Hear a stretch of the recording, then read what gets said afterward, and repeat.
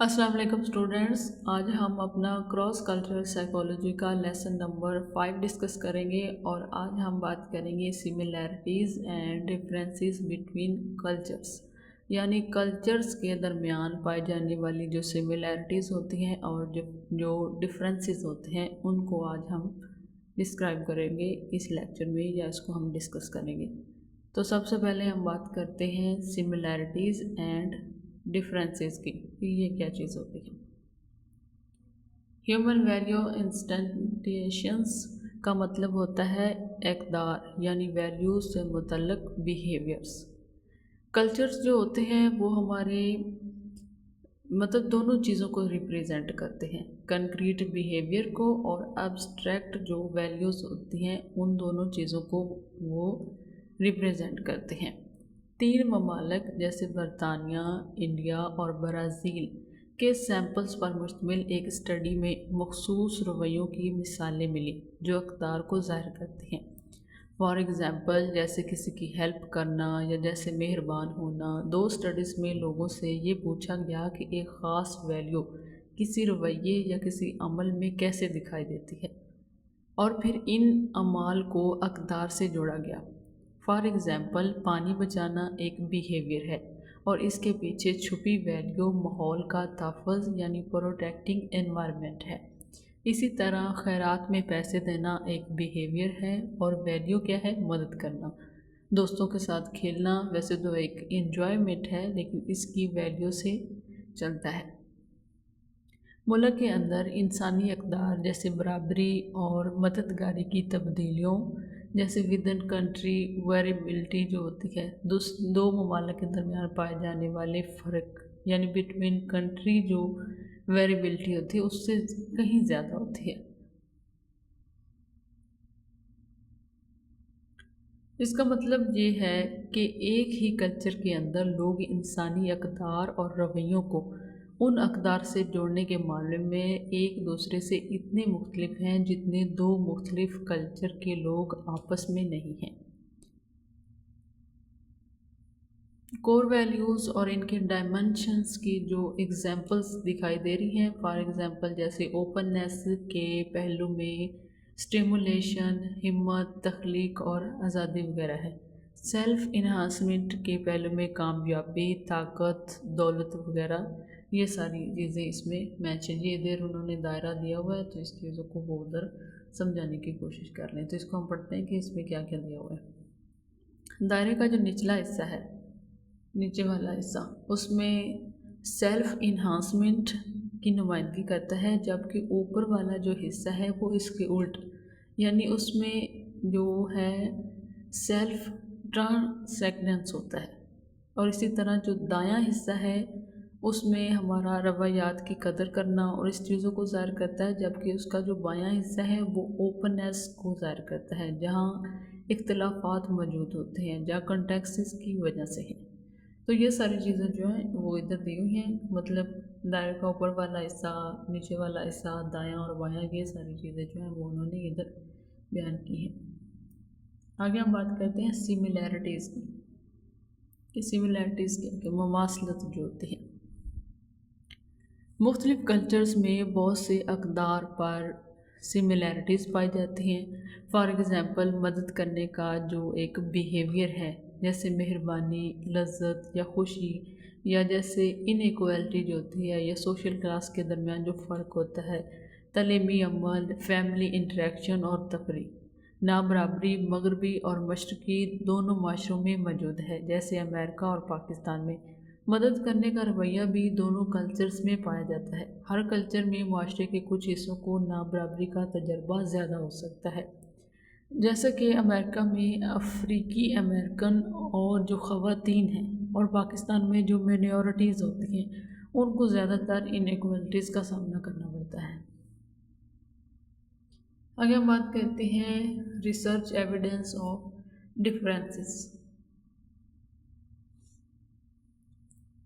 तो cross cultural जो research है वो ये तजवीज़ करती है कि जो ईस्ट एशियंस हैं लोगों को अपने माहौल के मुताबिक ढलने के लिए अपने बिहेवियर को ज़्यादा कसरत से बदलने की ज़रूरत पड़ती है। وہ جو ہوتے ہیں وہ انکریمنٹل تھیوری آف سیلف پہ زیادہ یقین رکھتے ہیں، یعنی وہ اپنی پرسنالٹی کو زیادہ فلیکسیبل دیکھتے ہیں۔ اس کے برعکس جو یورپی امریکن جو ہوتے ہیں وہ اپنی سیلف کو تمام حالات میں مستقل اور مستحکم رکھتے ہیں، یعنی وہ اپنے آپ کو سٹیبل رکھتے ہیں، کنسسٹنٹ رکھتے ہیں۔ اسی بنیاد پر یہ بھی پاسبل ہے کہ جو ایشیائی لوگ ہیں وہ یہ سمجھتے ہوں کہ ایموشنز بھی بدلے جا سکتے ہیں اور کنٹرول کیے جا سکتے ہیں۔ جیسا کہ ہم نے پہلے بھی بات کی ہے کہ کلچرل جو سائیکالوجی ہے ان طریقوں کا مطالعہ ہے جن سے ہماری جو ثقافتی روایات اور ہمارے جو پریکٹسز ہوتی ہیں سوشل انسانی جو نفسیات ہوتے ہیں، جیسے ان کے ایموشنز ہو گئے، ان کے جذبات ہوتے ہیں، ان کو ریگولیٹ ظاہر کرنے اور تبدیل کرتے ہیں۔ منفی جذبات جو ہوتے ہیں جیسے یہ ہمارے نیگیٹو ایموشنز ہوتے ہیں، ان میں جیسے مایوسی ہے، نفرت ہے، غصہ ہوتا ہے، اس میں اداسی وغیرہ شامل ہوتی ہے۔ دو ریسرچرز نے جذبات سے متعلق اس جو ازمپشن ہے یا یہ جو مفروضہ ہے اس کا تجزیہ کیا اور اس سے درست پایا، یعنی مشرقی ایشیائی جو افراد نے منفی تصویر دکھائے جانے پر اپنے جذبات کو زیادہ کنٹرول کیا، یعنی جب ان کی مائنڈ کو انہوں نے اسکین کیا تھا تو اس وقت انہوں نے یہ چیز دیکھی تھی کہ جب وہ نیگیٹو پک دیکھ رہے تھے یا انہیں جو بھی تصویر اس وقت دکھائی جا رہی تھی تو وہ اپنی ایموشنز کو زیادہ کنٹرول کر رہے تھے۔ ان کے برین اسکینس میں بھی کم سرگرمی یعنی ایکٹیویشن ظاہر ہوئی۔ طریقہ کار جذبات کے بارے میں عقائد کی خود رپورٹ یعنی جو سیلف رپورٹ تھی۔ فار ایگزامپل اگر لوگ چاہیں تو وہ اپنے جذبات کو بدل سکتے ہیں اور اپنے جو اپریزل ہیں یعنی ان کا جو جائزہ ہے، جب میں کم منفی محسوس کرنا چاہتا ہوں تو میں اس صورتحال کے بارے میں اپنے سوچنے کا انداز بدل لیتا ہوں۔ ایم آر آئی اس وقت دماغ کی سرگرمی دکھا رہا تھا جب وہ جذبات کی ری انٹرپریٹیشن کر رہے تھے، مثلاً چیزیں بہتر ہو جائیں گی یا چیزیں بدتر ہو جائیں گی۔ تو آگے ہم بات کرتے ہیں ماڈل نمبر 22 کی، یعنی انڈیپینڈنٹ اینڈ انٹرڈیپینڈنٹ جو کلچر ہوتے ہیں۔ انڈیپینڈنس اور انٹرڈیپینڈنس بھی کراس کلچر سائیکالوجی میں کثرت سے یوز ہونے والی ٹرمز جو بن گئی ہیں۔ انڈیپینڈنٹ کلچرز، کچھ کلچرز میں زیادہ تر لوگ اپنی ذات پہ توجہ دیتے ہیں اور اپنی منفرد اندرونی جو خصوصیات ہوتی ہیں یعنی یونیک انر جو ایٹریبیوٹس ہوتے ہیں ان کا اظہار کر کے دوسروں سے اپنی آزادی یعنی انڈیپینڈنس پر برقرار رکھنے کی کوشش کرتے ہیں۔ انٹر ڈیپینڈنٹ کلچرز وہ کیا ہوتے ہیں؟ دوسرے کلچرز میں لوگ زیادہ باہم انٹر ڈیپینڈنٹ ہوتے ہیں، وہ دوسروں پر توجہ دینے، ماحول میں فٹ ہونے اور اپنے سے اعلیٰ یا ادنا یا اپنے برابر کے درجے کے لوگوں کے ساتھ ہم آہنگ تعلقات برقرار رکھنے پہ زیادہ زور دیتے ہیں۔ کمپیریزن اسٹڈیز یہ کیا چیز ہوتی ہیں؟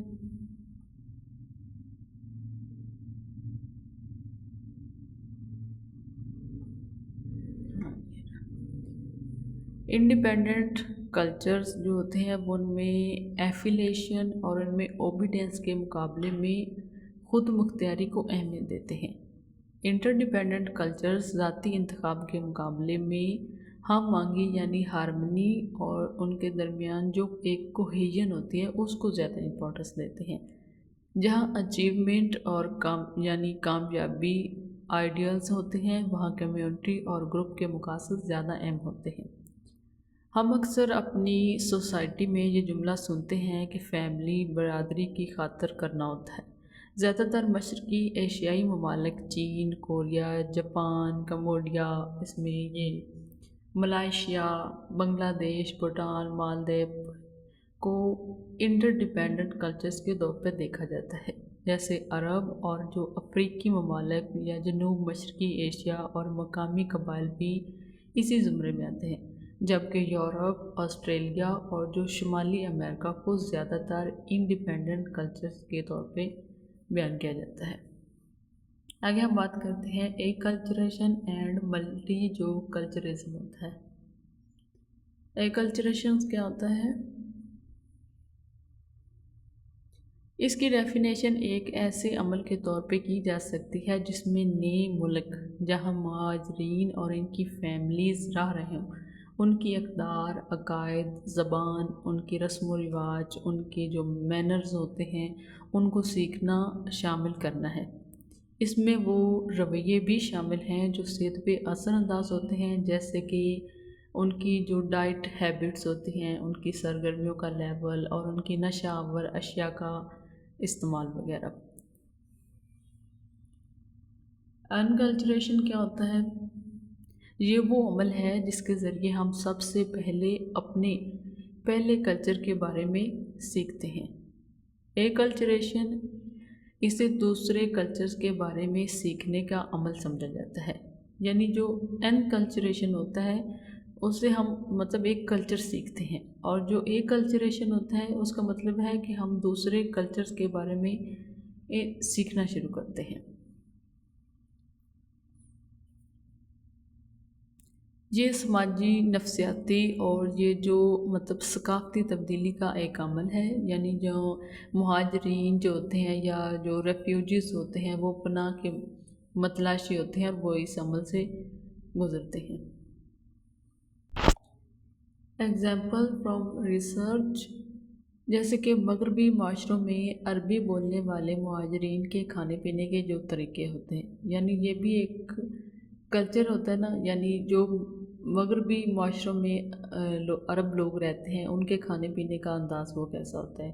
یا پھر اس کی دوسری اگزامپل ہے کہ سعودی عرب میں مقیم جو پاکستانیوں اور پاکستان میں جو پاکستانی رہتے ہیں ان کے سیمپل کا موازنہ کیا جاتا ہے۔ مثلا سعودی لوگ پاکستانیوں کے مقابلے میں ایمانداری کی صفت کا زیادہ استعمال کرتے ہیں۔ آگے ہم بات کرتے ہیں ایک کلچریشن کے جو ماڈلز ہوتے ہیں ان کے بارے میں۔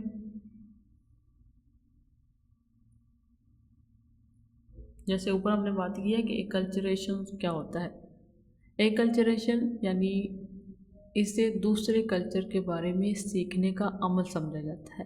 تو اس کے کچھ ماڈلز بھی ہیں، جیسے اسیمیلیشن ہے، جیسے سیپریشن ہے، جیسے انٹیگریشن ہے۔ تو ان چیزوں کو آپ نے دھیان سے یاد کرنا ہے کہ اسیمیلیشن کیا ہوتا ہے۔ یہ تب ہوتا ہے جب کوئی فرد اپنے اصل کلچر کی بجائے میزبان کلچر یعنی جو ہوسٹ کلچر ہوتا ہے اس کے اصولوں کو اپنا لیتا ہے، یعنی اپنا کلچر چھوڑ کر دوسرے کلچر کو اپنا لینا یا اس کو چوز کرنا، ٹھیک ہے۔ سپریشن کیا ہوتا ہے؟ فرد اپنے اصل کلچر کو بچانے کے حق میں ہوسٹ کلچر کو ریجیکٹ کر دیتا ہے یا اس کو مسترد کر دیتا ہے۔ انٹیگریشن کیا ہوتا ہے؟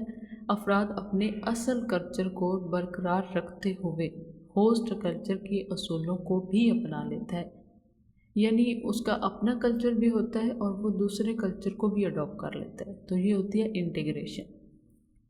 مارجنلائزیشن کیا ہوتی ہے؟ یعنی افراد اپنے اصل کلچر اور ہوسٹ کلچر دونوں کو ہی رد کر دیتا ہے، یعنی نہ وہ اپنا کلچر رکھتا ہے اور نہ وہ جو نیا کلچر آیا ہوتا ہے اس کو اڈاپٹ کرتا ہے، تو اس کے پاس کوئی بھی کلچر نہیں ہوتا۔ تو آگے ہم بات کرتے ہیں ملٹی کلچرزم کی۔ آگے ہم بات کرتے ہیں ملٹی کلچرلزم، یعنی یہ جو ملٹی کلچرلزم ہوتا ہے یہ کیا ہوتا ہے؟ یہ ایک ایسا نظریہ ہے جو تمام ثقافتی اور قومی گروہوں کے لیے برابری کے اعتراف کی حوصلہ افزائی کرتا ہے۔ یہ اس خیال کو بھی فروغ دیتا ہے کہ مختلف جو ثقافتی گروہوں کو اپنی منفرد ترقی کے راستے، سرگرمیوں، اقدار اور نارمز پر چلنے کا حق حاصل ہے۔ ایکلچریشن کو کبھی کبھی کسی خاص کلچر سے وابستہ نہ ہونے یا رویے پر ثقافتی اثرات سے نسبتاً آزادی کے طور پر بھی دیکھا جاتا ہے۔ یہ ایک ایسی صلاحیت ہے جو عالمی دنیا میں یکسانیت یعنی یونیفارمیٹی کو پیدا کرتی ہے۔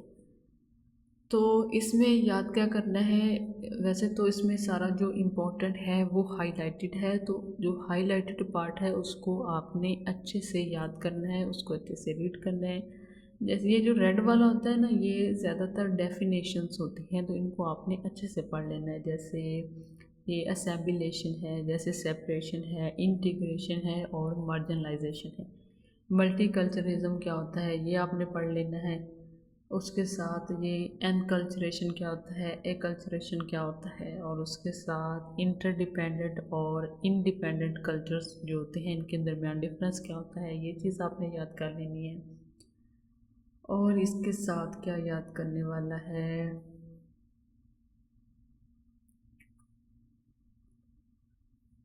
ہاں یہ تو اتنا یاد کرنے والا نہیں ہے، پھر بھی آپ پڑھ لینا. اس میں سملیرٹیز اور ڈفرینسز جو ہوتے ہیں یہ چیزیں جو ہیں تھوڑی امپورٹنٹ ہیں، اتنی زیادہ نہیں ہیں. تو یہی تھا ہمارا آج کا لیکچر. پھر ملتے ہیں اگلے لیکچر میں، تب تک